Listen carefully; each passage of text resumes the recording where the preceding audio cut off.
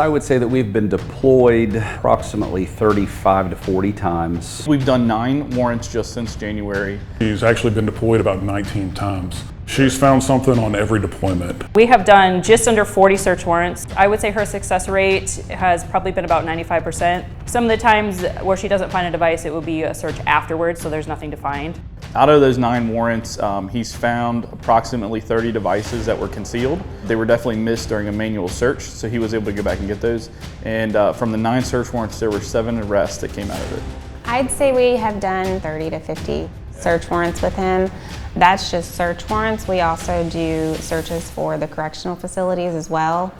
So we'll go in and find any kind of contraband electronic devices. We've had schools call us to do searches for them, and we work a lot with parole. Violent sex offenders or sex offenders who aren't supposed to have phones. So most of the searches that she does is after we do the walkthrough, go and pull out, things that are quite obvious, phones laying out on the counters or on chargers on the nightstands, anything that's out in the open. We'll go ahead and pull those out after we document, and then we'll work her kind of near our target environment. And so we'll go in and work, and she's finding something every time that's concealed in a drawer, hidden under something. She's doing really well. Now that I have her, I know every search warrant that I'm going to go on, I have her.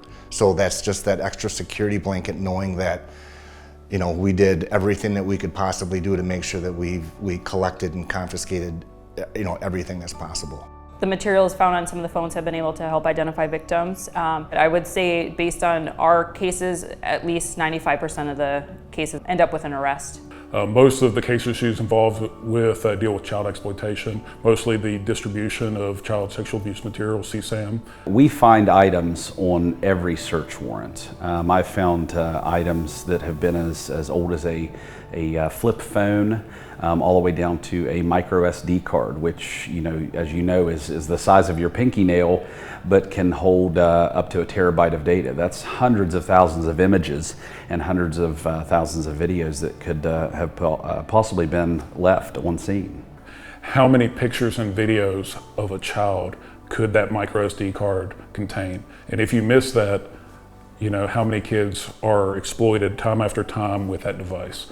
So it is critical to do everything we can to find every device in every house and every location that we search.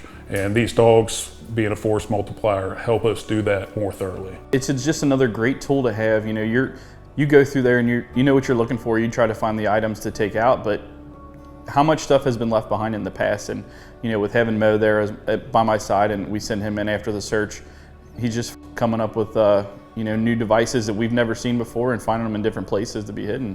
It's really a benefit. A dog like Roger can really go into a search warrant type scenario and locate that evidence, oftentimes hidden devices, things like that.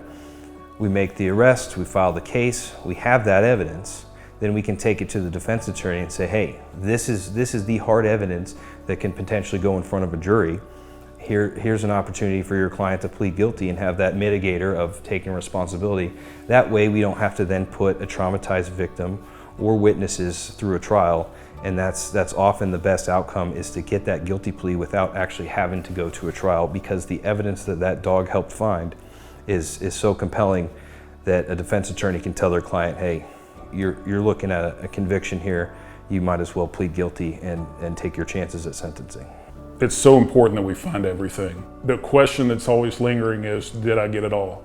This is one more tool in the toolbox that helps us have that feeling that, yes, we've done everything we can to get every little piece of evidence and get all these devices out of this house that could potentially exploit a child. I actually hang the mug shots of the guys that I on my window, just to remind me every day there's more work to be done out there, and just to remind me of the work that we have done.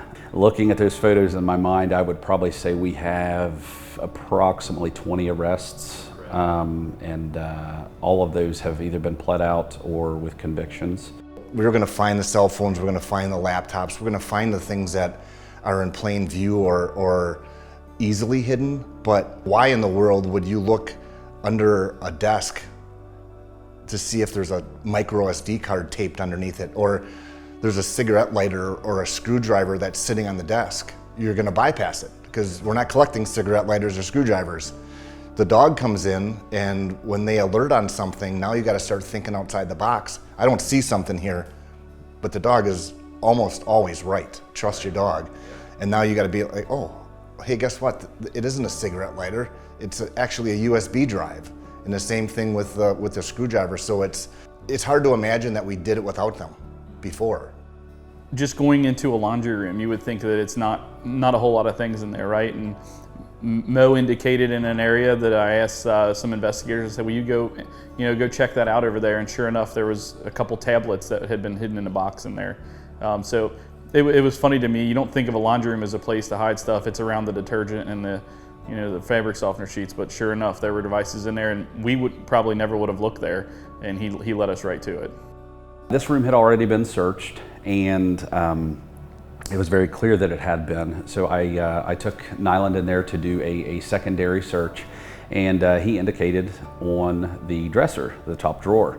As I searched through that drawer, we ended up finding 3 thumb drives, and that was actually the first time, as they were triaging all of the stuff on scene, they were able to determine that one of those 3 thumb drives actually contained CSAM material. We took Bogey in to do the search warrant and recovered 16 devices in a 6-room house. The crazy thing that was really impactful to me in that we didn't realize that there was a victim at the time until we got the data back, and we were like, oh, okay. And so had to get all of that in there. So it was encouraging and heartbreaking at the same time, because here we've got this person off the streets, but we've also got a victim in tow. And so had we not found that data with his help, we may not have never known that it existed or that it ever happened, because our victim was pretty young.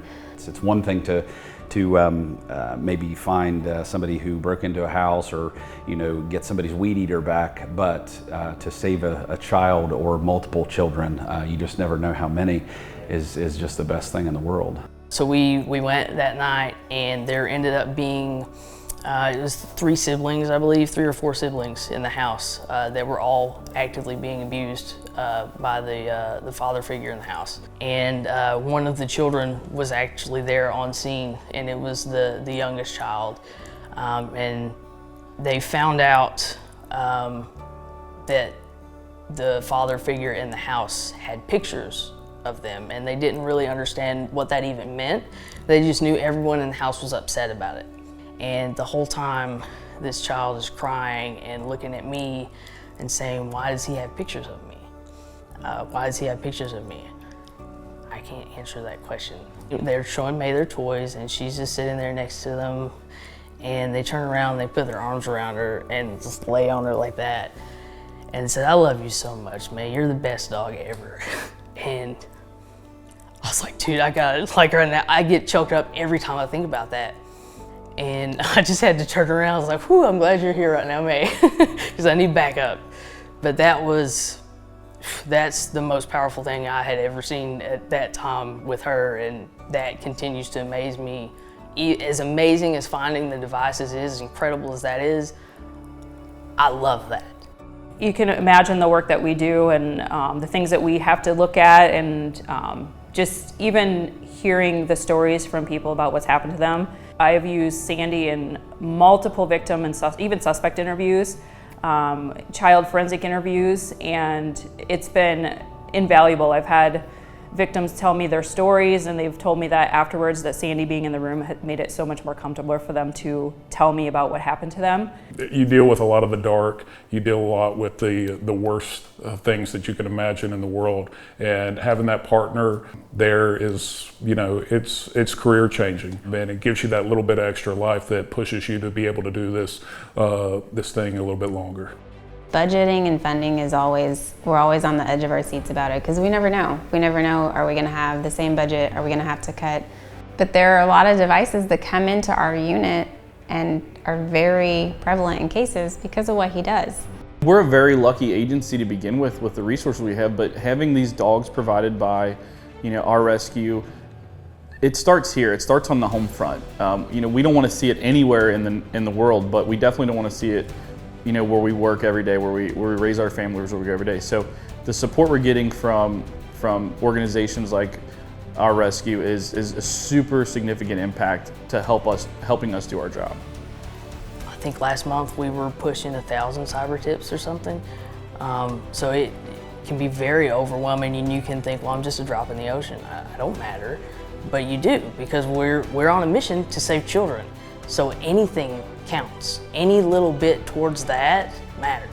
When it comes to the canines, any kind of equipment that is needed for digital forensics, your donations matter. OUR has helped me out in an extreme way, not just with my canine, but with storage for working forensics, and just here recently has actually purchased a forensic laptop for me to complete a lot of my cases on. This equipment is expensive. Every cent that is given goes to a great, great cause.